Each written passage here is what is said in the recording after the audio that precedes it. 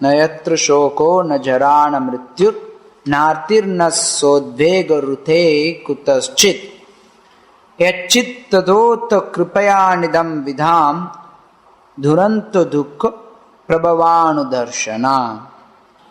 மொழிபெயர்ப்பு பொருளுரை வழங்கியவர் தேவத்ராச பக்திவேதாந்த சுவாமி பிரபுபாதர், அகிலோல கிருஷ்ண பக்தி இயக்கத்தின் ஸ்தாபகாச்சாரியர்.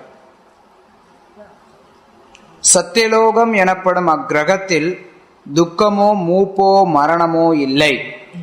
எவ்வகையான துன்பமும் அங்கு இல்லாத காரணத்தால் அங்கு கவலைகளும் இல்லை. மாறாக சில சமயங்களில் உணர்வின் காரணத்தினால் பக்தி தொண்டு முறையை அறியாதவர்கள் மீதும் கடக்க முடியாத ஜட உலக துன்பத்திற்கு உட்பட்டவர்கள் மீதும் ஒரு இரக்க உணர்வு அங்கு காணப்படுகிறது. பொருளுரை. பௌதிக எண்ணம் கொண்டுள்ள மூடர்கள் சீட பரம்பரையில் வரும் அதிகாரப்பூர்வமான அறிவை பயன்படுத்திக் கொள்வதில்லை. வேத அறிவு அதிகாரப்பூர்வமானதாகும். இதை அனுபவத்தால் அடைய முடியாது. ஆனால் உண்மையான அதிகாரியின் விளக்கங்களால் மட்டுமே அதை பெற முடியும். கல்லூரி மாணாக்கனாக ஆவதால் மட்டும் வேத கூற்றுகளை ஒருவனால் புரிந்து கொள்ள முடியாது. பகவத்கீதையில் தெளிவாக விளக்கப்பட்டுள்ளதைப் போல சீட பரம்பரையின் மூலமாக வேத அறிவை பெற்றுள்ள உண்மையான அதிகாரியை ஒருவன் அணுக வேண்டும். பகவத்கீதையில் விளக்கப்பட்டுள்ள அறிவு முறை சூரிய தேவனுக்கு விளக்கப்பட்டது என்று பகவான் ஸ்ரீகிருஷ்ணர் உறுதிப்படுத்துகிறார். அந்த அறிவு சீட பரம்பரை மூலமாக சூரிய தேவனிடமிருந்து அவரது மகனான மனுவிற்கும், மனுவிடமிருந்து பகவான் ஸ்ரீராமச்சந்திரனின் முன்னோரான இக்ஷ்வாகு மன்னருக்குமாக கீழிறங்கி வந்துள்ளது. இவ்வாறாக இந்த அறிவுமுறை பெரும் முனிவர்களின் வரிசையில் ஒருவருக்கு பின் ஒருவராக விளக்கப்பட்டு வந்துள்ளதாகும். ஆனால் காலப்போக்கில் அதிகாரப்பூர்வமான பரம்பரை விடுபட்டு போனதால் அறிவின் உண்மையான தத்துவத்தை நிலைநிறுத்துவதற்காக அதே அறிவை பகவான் மீண்டும் அர்ஜுனனுக்கு விளக்கினார். ஏனெனில் அவர் பகவானின் தூய பக்தராக இருந்ததால் அதை புரிந்து கொள்ளக்கூடிய தகுதி வாய்ந்த மாணவனாக இருந்தார். பகவத்கீதையை அர்ஜுனன் புரிந்து கொண்ட விதமும் விளக்கப்பட்டுள்ளது. ஆனால் பகவத்கீதையின் உண்மையான நோக்கத்தை புரிந்து கொள்வதில் அர்ஜுனனின் அடிச்சோடரை பின்பற்றாத மூடர்கள் பல பேர் உள்ளனர். அவர்கள் மூடத்தனமாக சொந்த கருத்துக்களை உருவாக்கியுள்ளனர். இதனால் சூத்திரர்களான குற்றமற்ற மக்களை தப்பாக வழிநடத்தி உண்மையை அறியும் பாதையில் ஓர் இடையூறை ஏற்படுத்துவதற்கு மட்டுமே அவர்கள் உதவி செய்துள்ளனர். வேத கூற்றுகளை அறிவதற்கு முன் ஒருவன் ஒரு பிராமணனாக வேண்டும் என்று கூறப்பட்டுள்ளது. பட்டதாரி ஆகாமல் ஒருவரும் வக்கீலாக கூடாது என்ற விதி எவ்வளவு முக்கியமானதோ அவ்வளவு முக்கியமாக இவ்விதியும் உள்ளது. இத்தகையதொரு விதி முன்னேற்ற பாதையில் இடையூறாக இருப்பதில்லை. ஆனால் ஒரு குறிப்பிட்ட விஞ்ஞானத்தை சரியாக புரிந்து கொள்வதற்கு அது தேவையாக இருக்கிறது. தகுதியற்ற பிராமணர்களால் வேத அறிவு தவறாக அர்த்தம் கற்பிக்கப்பட்டுள்ளது. ஒரு தகுதியுள்ள பிராமணர் என்பவர் உண்மையான ஓர் ஆன்மீக குருவின் வழிகாட்டலின் கீழ் கண்டிப்பான பயிற்சியை மேற்கொண்டவராவார். பரமபுருஷராகிய ஸ்ரீகிருஷ்ணருடன் நமக்குள்ள உறவை அறிந்து கொள்ளக்கூடிய விஷயத்திலும் பரமபதத்தை சென்றடையும் விஷயத்திலும் வேத ஞானம் நமக்கு வழிகாட்டுகிறது. ஆனால் பௌதிகவாதிகள் இதை புரிந்து கொள்வதில்லை. மகிழ்ச்சியற்ற இடத்தில் மகிழ்ச்சியாக இருப்பதற்குரிய திட்டங்களை தீட்ட அவர்கள் விரும்புகின்றனர். வேத சடங்குகளாலோ அல்லது விண்வெளி விமானங்களாலோ பொய்யான இன்பத்தை தேடி மற்ற கிரகங்களுக்கு செல்ல அவர்கள் முயல்கின்றனர். ஆனால் துன்பம் அனுபவிப்பதற்கென உள்ள ஓரிடத்தில் சந்தோஷமாக வாழ எவ்வளவு பௌதிக ஏற்பாடுகளை செய்தாலும் அது தப்பாக வழிநடத்தப்பட்டுள்ள மனிதனுக்கு நன்மை அளிக்காது என்பதை அவர்கள் உண்மையாக அறிய வேண்டும். ஏனெனில் ஒரு குறிப்பிட்ட காலத்திற்கு பின் முழு பிரபஞ்சமும் ஒரு முடிவிற்கு வரத்தான் போகிறது. அப்போது பௌதிக இன்பத்திற்குரிய எல்லா திட்டங்களும் தானாகவே ஒரு முடிவிற்கு வந்துவிடும். எனவே புத்தியுள்ளவன் பகவானின் திருத்தலத்திற்கு திரும்புவதற்குரிய திட்டத்தை தீட்டுகிறான். அவன் பிறப்பு, இறப்பு, மூப்பு, நோய் ஆகிய ஜடவாழ்வின் கடும் வேதனைகள் அனைத்தையும் வென்றுவிடுகிறான். ஜடவாழ்வின் கவலைகள் இல்லாதிருப்பதால் அவன் உண்மையாகவே மகிழ்ச்சியுடன் இருக்கிறான். ஆனால் அவன் இரக்க குணம் படைத்தவனாக இருப்பதால் துன்பத்தில் ஆழ்ந்துள்ள பௌதிகவாதிகளை கண்டு கவலைப்படுகிறான். இதனால் அவன் பௌதிகவாதிகளின் முன் வந்து பகவானிடம் திரும்பிச் செல்ல வேண்டியதன் அவசியத்தை அவர்களுக்கு உபதேசிக்கின்றான். உண்மையான ஆச்சாரியர்கள் அனைவருமே மீண்டும் பரமபதத்தை சென்றடையும் இவ்வுண்மையைத்தான் உபதேசிக்கின்றனர்.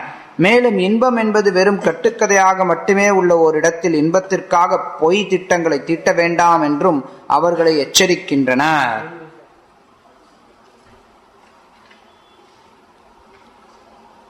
ஆன்மீக ஞானம் சீட பரம்பரை மூலமா பெறப்பட வேண்டும். யாரெல்லாம் முட்டாள்களா இருக்காங்களோ அவங்க சீட பரம்பரை மூலமா வரக்கூடிய ஞானத்தை எடுத்துக்கிறது இல்லை.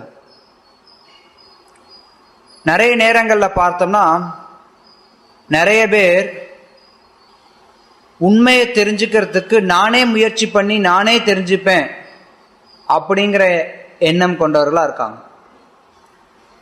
உண்மை என்ன அப்படிங்கறத எனக்கு யாரும் சொல்ல தேவையில்ல, நானே தெரிஞ்சுப்பேன் அப்படின்னு நினைக்கக்கூடியவங்க நிறைய பேர் இருக்காங்க. யாரும் முன் வந்து ஒரு குறிப்பிட்ட நபர்கிட்ட சரணடையறதுக்கு, பரம்பரை மூலமா வரக்கூடிய ஒரு ஆச்சாரியரை சரணடையறதுக்கு முன் வர்றது கிடையாது. கிருஷ்ணர் கீதையில தெளிவுபடுத்துறார், இந்த ஞானத்தை அறியணும் அப்படின்னா அப்ப நீ முறையான ஒரு குருவை அணுகணும். வேத சாஸ்திரங்கள் இதை மீண்டும் மீண்டும் வலியுறுத்துது. தத்விஜ்ஞார்த்தம் ஏபாபிகச்சேத். நம்ம இந்த விஞ்ஞானத்தை பத்தி தெரிஞ்சுக்கணும் அப்படின்னா அப்ப ஒரு அங்கீகாரம் பெற்ற ஒரு குருவை அணுகணும். அந்த குருவானவர் முறையா வேத சாஸ்திரத்துல ஞானம் கொண்டவரா இருக்கணும், அல்லது பரம்பரை மூலமா வந்தவரா இருக்கணும். பரம்பரை மூலமா வராத ஒரு குருவை நம்ம அணுகணும் அப்படின்னா அப்ப நிச்சயமா நம்மளால உண்மையை தெரிந்து கொள்ள முடியாது. நிறைய பேர் உண்மையை தெரிஞ்சுக்கணும்னு ஆசைப்படுவாங்க, ஆனா உண்மையை தெரிஞ்சுக்கிறதுக்கு என்ன ஒரு வழிமுறையோ அந்த வழிமுறையை பின்பற்றதுக்கு யாரும் ஆர்வத்தோடு இருக்க மாட்டாங்க. உண்மைனா என்ன, இதை தெரிஞ்சுக்கிறதுக்கான வழிமுறை என்ன? உண்மையை தெரிஞ்சுக்கணும் அப்படின்னா, உண்மையை தெரிஞ்சுக்கணும்னா அதுக்கு இருக்கக்கூடிய அவசியமான தன்மை பரம்பரை மூலமா வரக்கூடிய ஒருத்தர் ஞானத்தை பெற வேண்டும். இன்றைக்கு குறிப்பா நவீன காலத்துல பரம்பரை மூலமா வராத எத்தனையோ பேர் உலகத்துல ஆன்மீகம் அப்படிங்கிற பெயர்ல திரிஞ்சுட்டு இருக்காங்க. நிறைய பேர் பாத்தீங்கன்னா ஆன்மீகத்துல ஆர்வம் இருக்கிற மாதிரி காட்டுவான், உண்மையில அவனுக்கு உண்மையான ஆர்வம் இருக்காது. மேலோட்டமா எனக்கும் ஆன்மீகம் பிடிக்கும், நானும் இதெல்லாம் கலந்துக்கணும் அப்படின்னு ஆர்வம் காட்டலாம். ஆனா இதுல இருக்கக்கூடிய விஷயங்கள் எதையாவது பயிற்சி பண்ண சொன்னோம் அப்படின்னா, இல்லை ஏதாவது சில கட்டுப்பாடுகள் வரும்போது, ஐயோ சாமி என்ன சாமி இதெல்லாம் சொல்றீங்க, எனக்கு வேண்டாம் இதெல்லாம் அப்படின்னு போயிடுவோம்.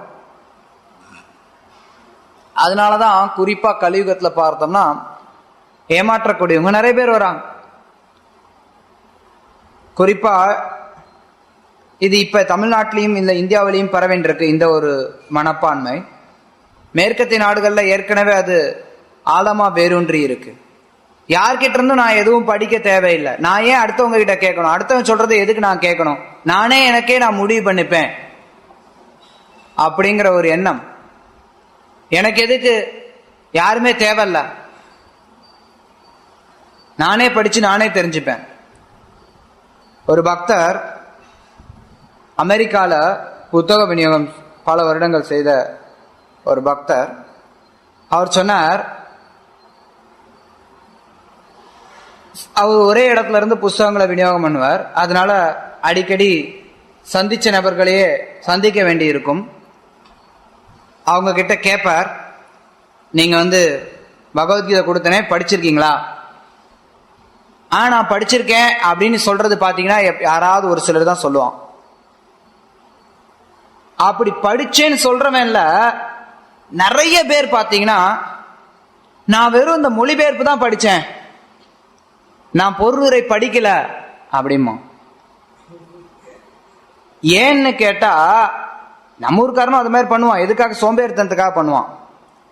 ஆனா அங்க அவன் என்ன சொல்றாங்கன்னா, நிறைய பேர் சொல்லக்கூடிய கருத்து என்னன்னா, நான் படிக்கல ஏன்னா யாரும் எனக்கு விளக்கம் கொடுக்கணுங்கிற அவசியம் எனக்கு இல்லை, யாரோட விளக்கத்தையும் கேட்டு அது மூலமா நான் ஒரு விஷயத்தை புரிஞ்சுக்கணுங்கிற அவசியம் எனக்கு இல்லை, நானே படிச்சு நானே விளக்கத்தை தெரிஞ்சுப்பேன் அப்படிங்கிற ஒரு சுபாவம். இந்த சுபாவம் மேற்கத்திய நாடுகள்ல நிறைய இருக்கு, இந்தியாவிலையும் அது பரவி இருக்கு.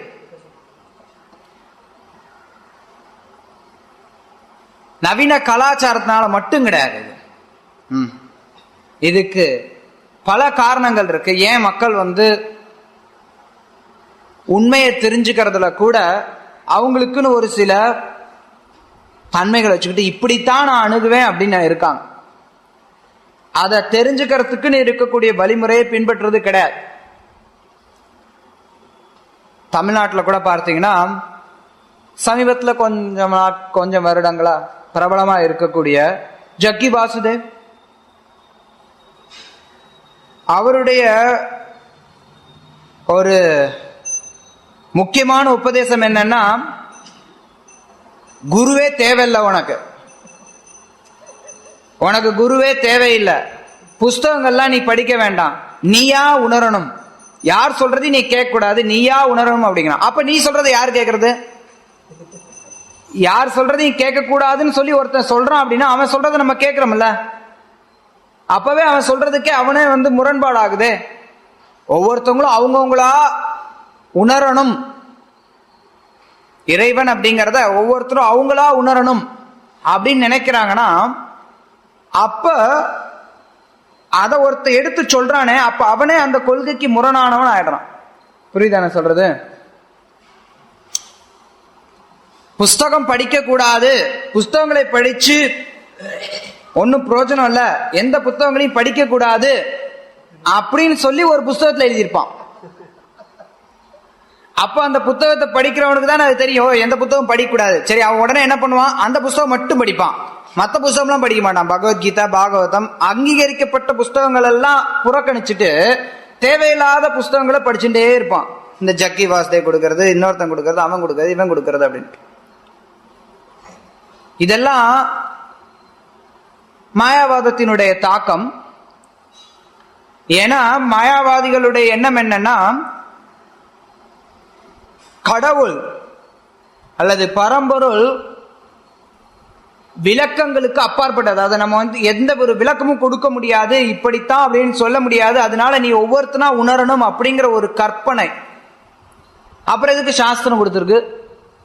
அப்புறம் எதுக்கு ஆச்சாரியர்கள்லாம் சாஸ்திரத்தை பரிந்துரைச்சிருக்காங்க அப்படின்னா, இன்னைக்கு அதெல்லாம் கிடையாது, நானா உணரணும், இதெல்லாம் சாஸ்திரம்லாம் இதுக்கு யாராவது சொல்லி வச்சதை படிச்சு நான் தெரிஞ்சுக்கணும், நான் ரொம்ப பெரிய புத்திசாலி, நான் பெரிய புத்திசாலி அப்படின்னு அவன் நினைக்கிறானா, அதுவும் அவனுக்கு தானா அந்த எண்ணம் வர்றது கிடையாது. அதுக்கு அவனுக்கு பின்னாடி சின்ன வயசுல இருந்தே அதை ஊட்டி இருக்கிறான். நீ பெரிய புத்திசாலிடா, நீயா எல்லாத்தையும் தெரிஞ்சுக்கலாம், நீயா எல்லாத்தையும் தெரிஞ்சுக்கலாம் அப்படின்னு நவீன காலத்துல அந்த எண்ணங்கள் சின்ன வயசுல இருந்தே ஊக்குவிக்கப்படுது. யாருமே பெரியவங்களுக்கு மரியாதை கொடுக்கறதுக்கு பழக்கப்படுறது கிடையாது. யாருக்கும் அந்த பழக்கத்தை யாரும் கொடுக்கறது இல்லை.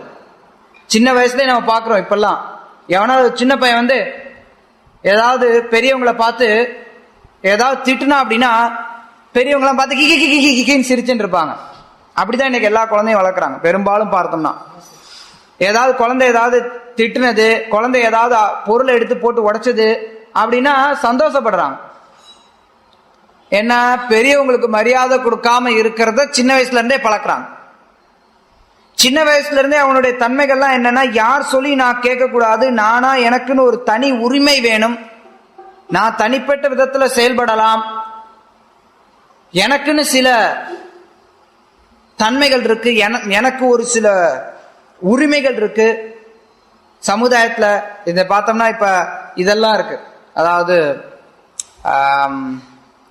நவீன காலத்துல இருக்கக்கூடிய இந்த மக்களாட்சி, இதெல்லாம் பார்த்தோம்னா பெண் உரிமை, எல்லாரும் சமம். எல்லாரும் சமம் அப்படின்னா எனக்கும் மற்றவனுக்கு என்ன வித்தியாசம்? எந்த வித்தியாசமும் கிடையாது. அப்ப நான் ஏன் அவங்ககிட்ட இருந்து கேட்கணும்? இப்ப மக்களாட்சியில என்ன நடக்குது? ஒரு எழுத படிக்க தெரியாத ஒருத்தனுக்கும் ஒரு ஓட்டு, நல்லா படிச்சு அரசியல் சூழ்நிலை, சமுதாய சூழ்நிலை எல்லாம் தெரிஞ்சு வச்சிருக்கக்கூடிய ஒரு பேரறிஞருக்கும் ஒரு ஓட்டு.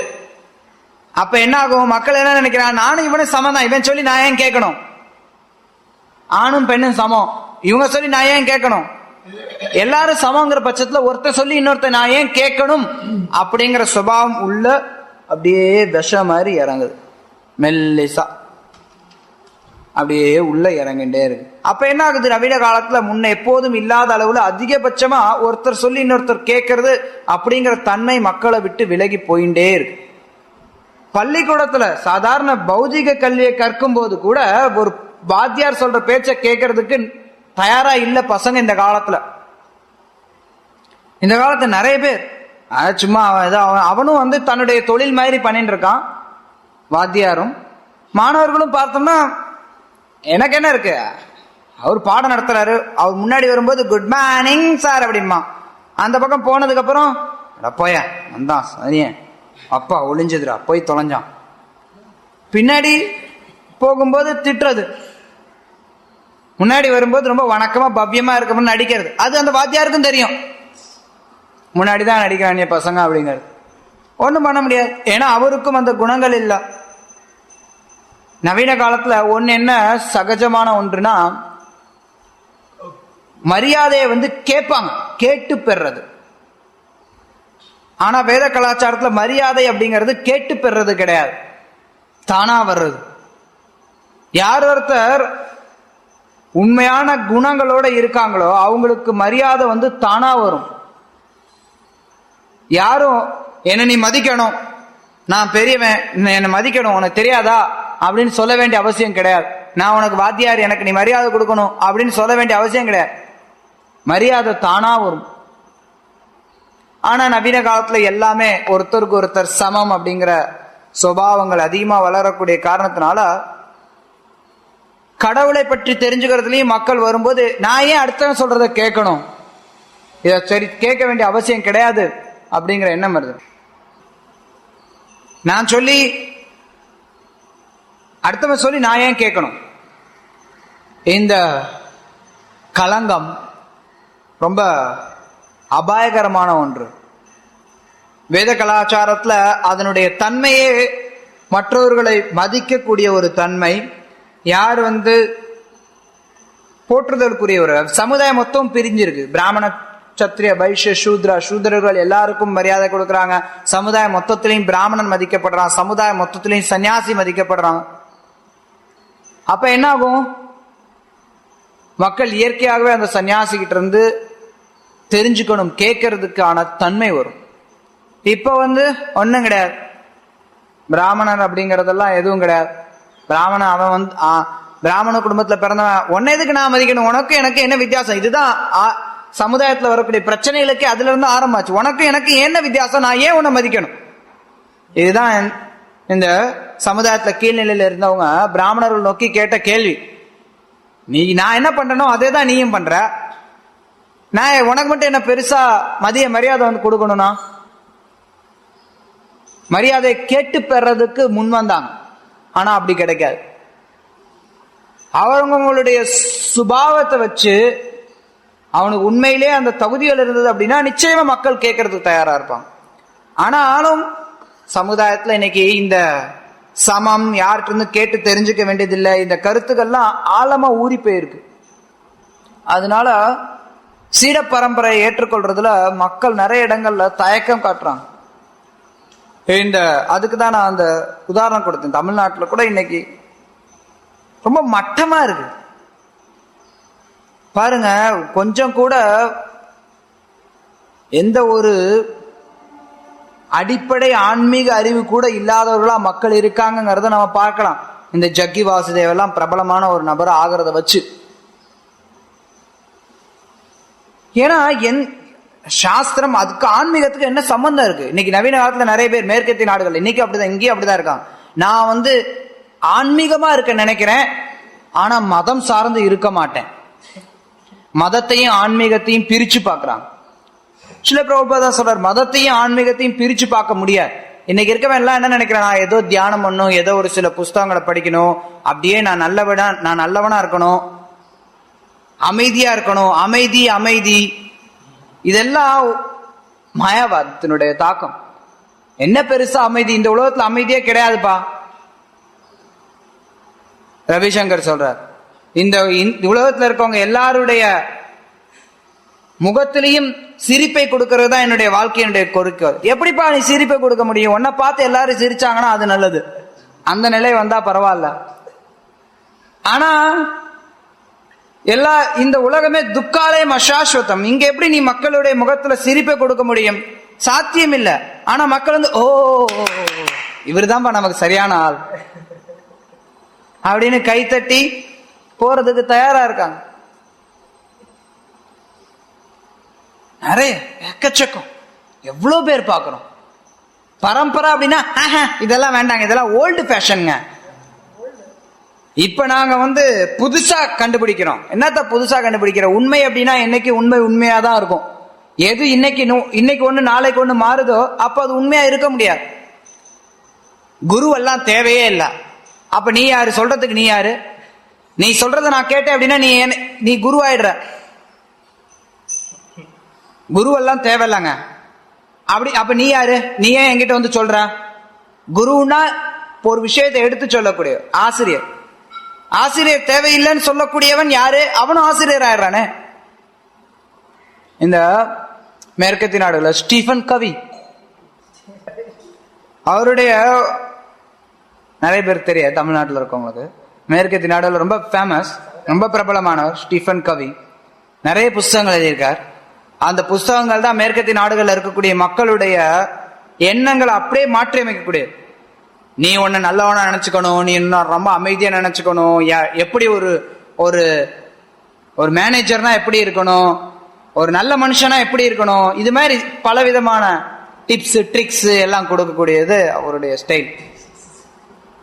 அதுல ஒரு என்ன சொல்றாரா, நீ யாரையும் குருவா எடுத்துக்க கூடாது. அப்ப சொல்றவன நீ யாரு?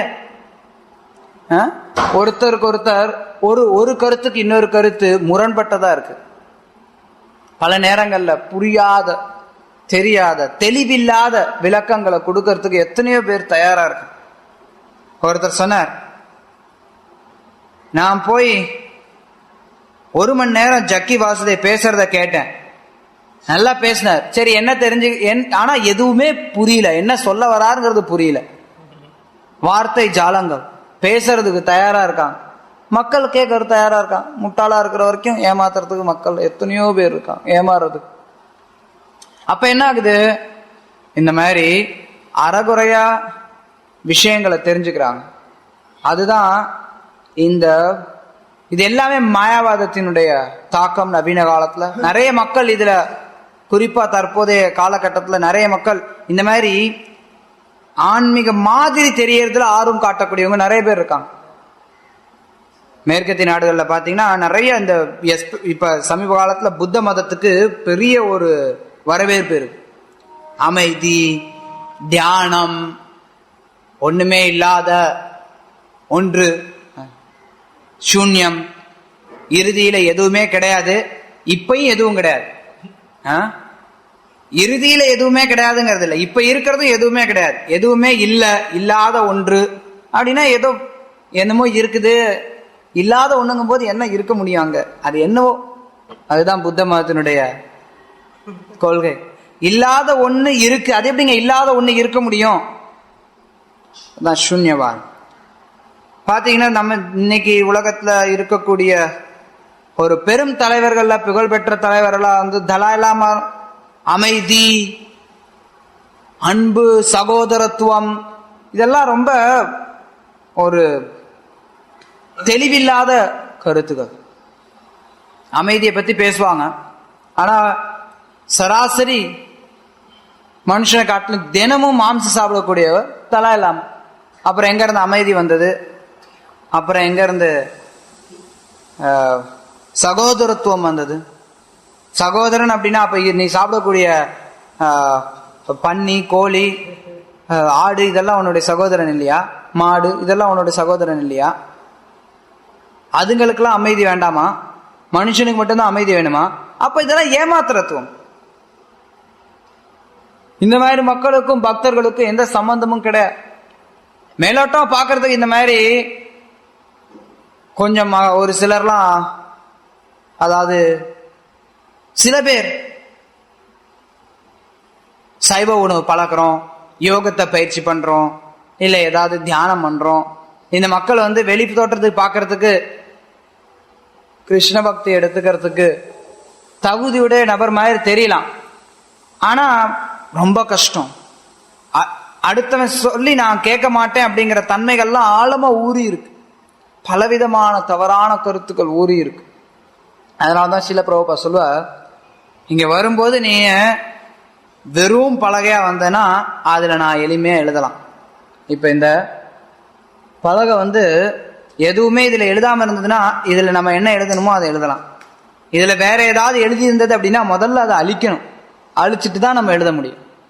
அதனாலதான் நிறைய நேரங்கள்ல இந்த மாதிரி சைவ உணவு சாப்பிட்றதுல, தியானத்துல, யோகத்துல இதெல்லாம் ஆர்வம் இருக்கிறவங்க கிருஷ்ண பக்திக்கு வர்றது அப்படிங்கிறது கடினமான ஒன்று. அதை எல்லாரையும் அவ்வளவு எளிமையா கூப்பிட்டு வர முடியாது. ஏன்னா எக்கச்சக்கமான தவறான அபிப்பிராயங்கள். அதுக்கு பதில யார் ஒருத்தர் புத்திசாலியோ அவங்க சீட பரம்பரை மூலமா வரக்கூடியவங்கிட்ட இருந்து தகவலை தெரிஞ்சுப்பாங்க. சீட பரம்பரை அப்படின்னு வரும்போது அதுலயும் ஒருத்தர் கவனமா இருக்கணும். சீட பரம்பரையில மட்டும் வர்றதுனாலேயே ஒருத்தர் அங்கீகாரம் பெற்றவர் அப்படின்னு அர்த்தம் கிடையாது. சீட பரம்பரையில வரக்கூடியவர்கள் முறையா அவங்களுடைய குரு கிட்ட இருந்து விஷயங்களை தெரிஞ்சிருந்தாங்க அப்படின்னா அப்ப பரம்பரையை முறையா அங்கீகரிக்கக்கூடியவர்கள் அர்த்தம். வெறும்னா இவங்களும் இந்த சீட பரம்பரையில வராங்க அதனால அவங்க சொல்றது எல்லாமே உண்மை அப்படின்னு நம்ம எடுக்க முடியாது. சீட பரம்பரையில வரக்கூடிய ஒரு குருவானவர் தன்னுடைய குருவையும் சாஸ்திரங்களையும் சாதுக்களையும் பின்பற்றுகிறாரா அப்படிங்கிறத நம்ம பார்க்கணும். அப்ப அந்த ஞானம் பக்குவமானதா இருக்கும், இல்லைன்னா அந்த ஞானம் பக்குவமற்றதா தான் இருக்கும். இதுவும் ரொம்ப அவசியம். பல நேரங்கள்ல வெறும்னா ஒருத்தவங்க சீட பரம்பரை அப்படிங்கிறது மட்டுமே தீர்மானம் ஆயிடாது. கிருஷ்ணர் கீதையில தான் சொல்றார், அவர் சீட பரம்பரை பற்றி சொல்றார். அதே சமயத்துல ஸ்ரீல பிரபுபாத் கீதைய எப்படி தெரிஞ்சுக்கணும் அப்படின்னு சொல்ற போது சீட பரம்பரை மூலமா தெரிஞ்சுக்கணும், ஒரு பக்தர்கிட்ட இருந்து தெரிஞ்சுக்கணும்னு சொல்றார். யார் சீட பரம்பரை மூலமா வரக்கூடிய ஞானத்தை முறையா பெற்றார்களோ அத்தகைய நபர்கள்ட்ட இருந்து நம்ம தெரிஞ்சுக்கணும். ஸ்ரீல பிரபுபாத் தன்னுடைய ஆன்மீக சகோதரர் ஒருத்தரை பத்தி சொல்லும் போது சொல்லுவார், அவர் ராமகிருஷ்ண மிஷன்ல இருந்து வந்தார், கடைசி வரைக்கும் அதனுடைய தாக்கம் உள்ள இருந்துட்டே இருந்தது. மாயாவாதத்தினுடைய தாக்கம் அந்த நபருக்கு கடைசி வரைக்கும் அவர் மாயாவாதியா தான் இருந்தார் அப்படின்னு பக்தி சான்சர் டாக்கூர்கிட்ட தீட்சை வாங்கினார். ஆனா பிரபுபாத் அவரை மாயாவாதின்னு தான் கருதினார். மாயாவாதத்தினுடைய தாக்கம் உள்ள இறங்கி இருந்தது பக்தியில. நாம பார்க்கலாம் கௌடிய வைஷ்ணவ சம்பிரதாயத்துல எத்தனையோ அப்பசம்பிரதாயங்கள் வளர்ச்சி பெற்றது. அந்த அப்பசம்பிரதாயங்கள் வளர்ச்சி பெற்றது எல்லாமே பரம்பரை மூலமா வந்தவங்க தான். ஆனா ஞானம் இழக்கப்பட்டு விட்டது. யோக நஷ்ட பரந்தபா சகாலநேக மகதா யோக நஷ்ட பரந்தபா. காலநேக மகதா மிகப்பெரிய காலம் அப்படிங்கிற ஒன்றினால எல்லாமே அழிக்கப்பட்டு விட்டது, யோகமானது இழக்கப்பட்டு விட்டது. அதனால யார் ஒருத்தவங்க சீட பரம்பரை பெறதுக்கான பாக்கியம் செஞ்ச அதிர்ஷ்டசாலிகளா இருக்கிறாங்களோ அவங்க அந்த பரம்பரையினுடைய செய்திகளை தக்க வைக்கிறதுல கவனம் செலுத்தணும். வெறும்னா நம்ம அதெல்லாம் பிரபுபா சொல்லிட்டு போனாருங்க, நம்ம எங்க பின்பற்றுறது, அதெல்லாம் முடியாதுங்க, இல்ல அவர் அப்படிதான் சும்மா எப்ப பார்த்தாலும் சொல்லிட்டு இருப்பாரு, அதெல்லாம் நம்ம பின்பற்ற முடியுமாங்க, நடக்கிற காரியத்தை பேசுங்க அப்படிங்கிற சுபாவம் மனப்பான்மை இருந்தது அப்படின்னா ரொம்ப கஷ்டம், யோக நஷ்டம். நம்மளுடைய பரம்பரை சீட பரம்பரை அப்படிங்கிறது அழிஞ்சு போயிடும். யாரெல்லாம் சீட பரம்பரையில தங்களை இணைச்சிருந்தாங்களோ அந்த பரம்பரைக்கு புகழ் சேர்க்க முடியலனாலும் இகழ்ச்சியை சேர்க்காம இருக்கணும். அது ரொம்ப முக்கியமான. பிரம்ம மத்து கௌடிய சம்பிரதாயத்துல நம்ம இணைகிறோம் அப்படின்னா ஏதோ ஒரு சாதாரண ஒரு நிகழ்ச்சி கிடையாது. யாரெல்லாம் தீட்சை பெற்றிருக்காங்களோ பக்தர்கள் எல்லாம் பரம்பரையோடு தொடர்பு கொள்றாங்க. மிகவும் பிரசித்தி பெற்ற ஒன்று கிருஷ்ணரோடு நேரடி தொடர்பு. மற்ற சம்பிரதாயங்கள்ல இல்லாத மிக உயர்ந்த விஷயங்கள் கௌடிய சம்பிரதாயங்கள்ல கொடுக்கப்பட்டிருக்கு. இந்த ஒரு மிகப்பெரிய விஷயத்தை எடுக்கும்போது அங்க கவனமும் அவசியம். பல பேர்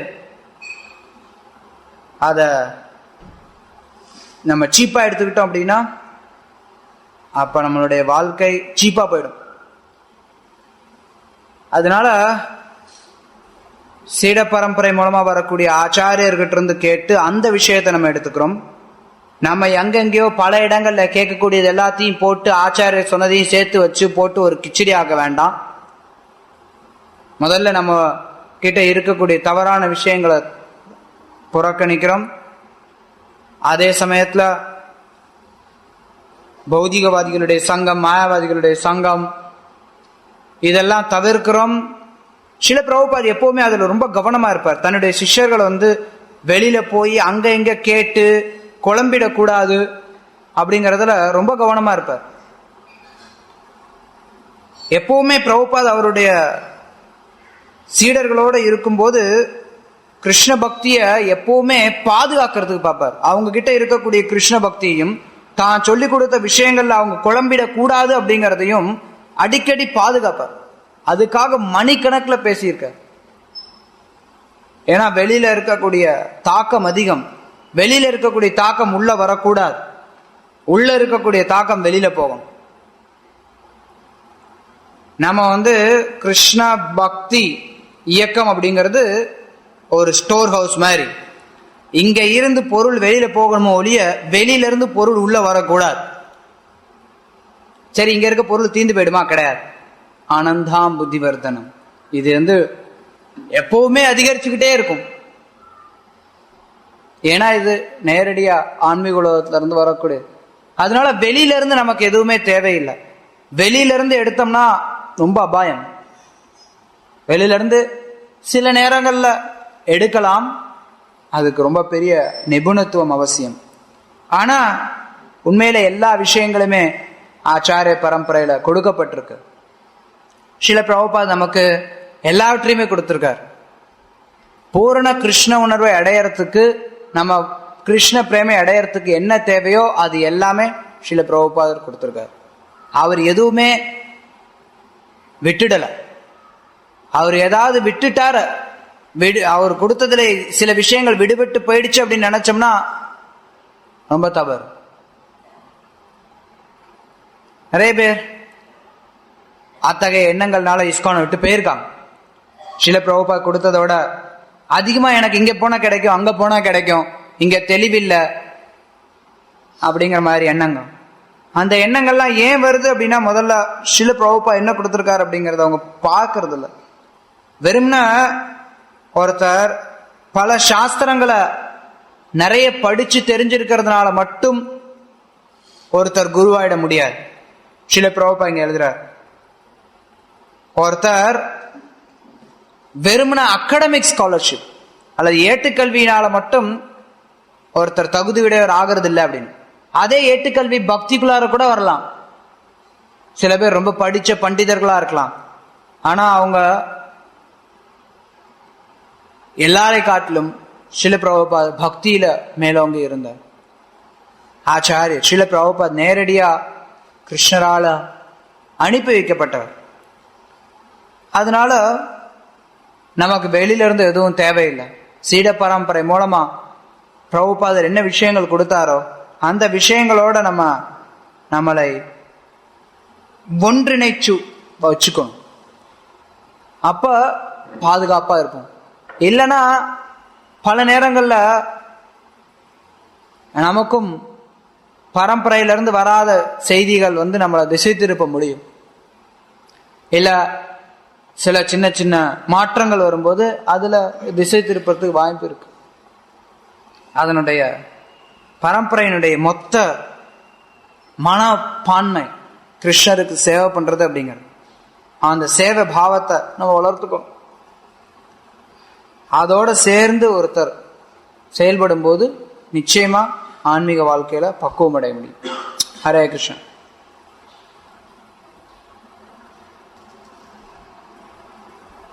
ஏதாவது கேள்வி இருந்தா கேட்கலாம்.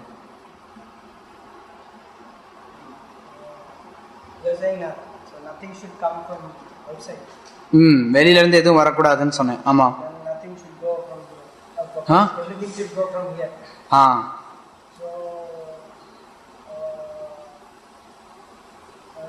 Nowadays, for the purpose of management, for the purpose of controlling people, this Stephen Covey and many psychology literature, everything is being read internally, like very senior, for that.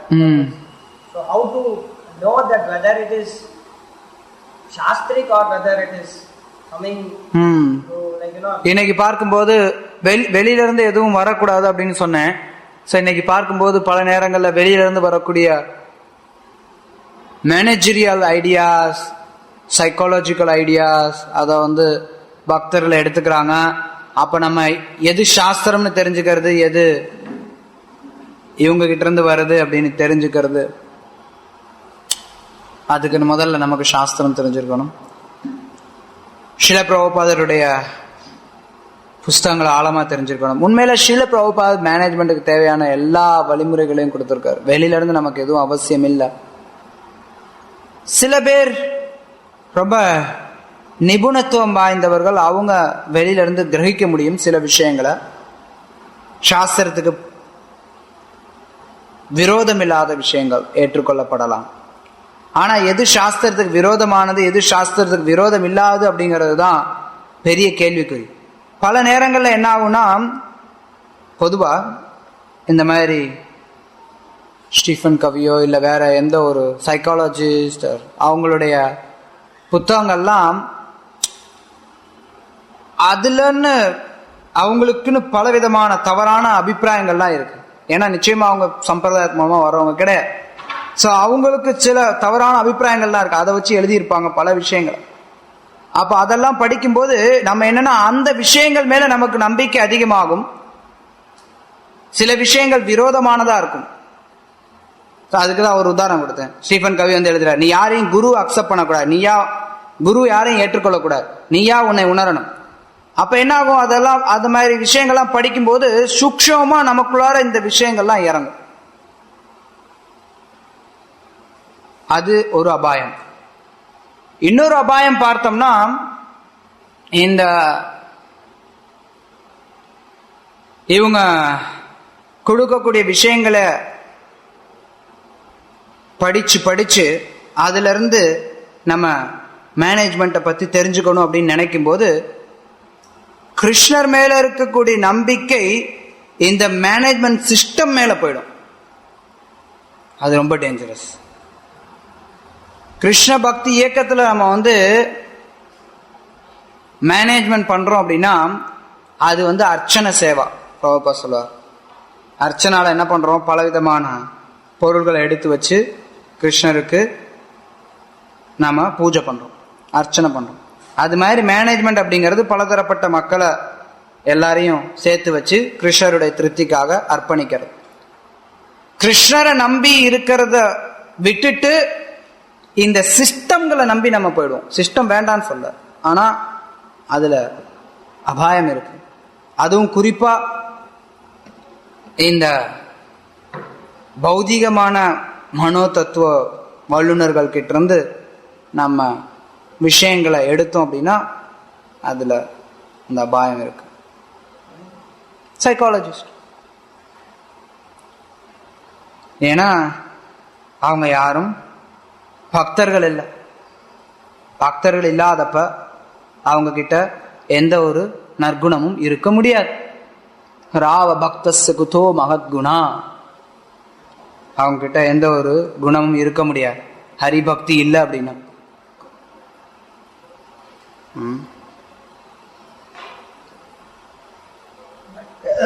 Prabhupada also said that Palayana Parichay. Prabhupada also said Palayana Parichay. So by seeing the results, many times it happens that we get bewildered. that so nicely it happens. ஃபலேன பரிச்சயத்தை சில நேரங்கள்ல சில சிஸ்டம்ஸை வச்சு நம்ம முடிவு பண்ணலாம். எல்லாமே ஃபலேன பரிச்சயத்தை, என்ன மாதிரியான ஃபலம் அப்படிங்கிறதையும் பார்க்கணும். வெறும் எண்ணிக்கை மட்டுமே ஃபலம் கிடையாது. வெறும் எண்ணிக்கை மட்டுமே ஃபலம் கிடையாது. நிறைய நேரங்கள்ல பெருசு பெருசு நான் பார்த்துருக்கோம் நடைமுறையில. நிறைய ஒரு சில பக்தர்கள் நிறைய புஸ்தகம் வைப்பாங்க.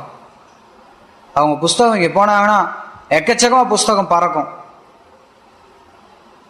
ஆனா அங்க உண்மையான ஆன்மீக சக்தி இல்லை அப்படின்னா காலத்தினால நிலைச்சிருக்காது. உண்மையா புத்தக விநியோகம் பண்றவங்க தொடர்ந்து பண்ணிட்டே இருப்பாங்க. அப்ப கன்சிஸ்டன்சி இருந்ததுன்னா அங்க உண்மையான ஆன்மீக சக்தி இருக்குன்னு அர்த்தம். அதனால பல நேரங்கள்ல எண்ணிக்கை அதிகமா வரும், அதுக்கப்புறம் அங்க உண்மையான எண்ணங்கள் இல்லைன்னா நீண்ட நாள் நிலைக்க முடியாது. ஃபலேன பரிச்சயத்தை அப்படிங்கிறது வாஸ்தவம் தான். ஆனா அது இன்ஸ்டன்ட் ஃபலேன பரிச்சயத்தை கிடையாது. காலப்போக்கில் பார்க்கணும்.